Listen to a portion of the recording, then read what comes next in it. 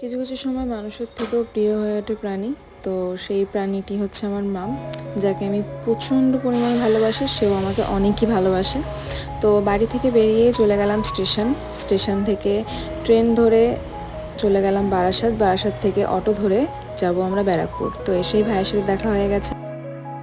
দেন আমিও ভাইয়ের সাথে একবারে চলে গেলাম দাদার ফ্ল্যাটে, যেখানে আমাদের আজকে শ্যুট ছিল।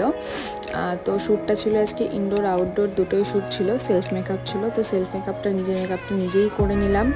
দেন ওখান থেকে চলে গেলাম ছাদে। ইনডোরের কোনো ভিডিও আমি নিতে পারিনি সিরিয়াস, যে কটা নিয়েছি সব আউটডোরের ভিডিও। কিছু মানে শ্যুটের মাঝখানে সবাই বোঝে হয়ে ওঠে না। দেন কিছু ভিডিও ক্লিপস নিয়ে আমরা বাসে করে বেরিয়ে চলে আসলাম চারকোণে, যেটা বারাসাতেই আছে। দেন ওখান থেকে ট্রেন ধরে আমি বাড়ি চলে গেছি। বাড়ি গিয়ে দেখি একজন আমার জন্য প্রচণ্ড পরিমাণে অপেক্ষা করছে, তোমরা দেখতে পাবে। জাস্ট ওয়েট, দেখতে থাকো, শুধু দেখবে। চলো তোমাকে সবাইকেই দেখাচ্ছি। এই যে তিনি বসে আছে অন্ধকারে, ঠিক আছে। তো বাড়িতে কেউ ছিল না, তাই লাইটটা অফ ছিল। আমি লাইট জ্বালিয়ে দিয়ে গেছিলাম, তবু অফ। কেউ এসেছিলো, হয়তো করেছে। এসে ওকে অনেক আদর করেছি, আমাকেও অনেক আদর করেছে। That's it for today, tata.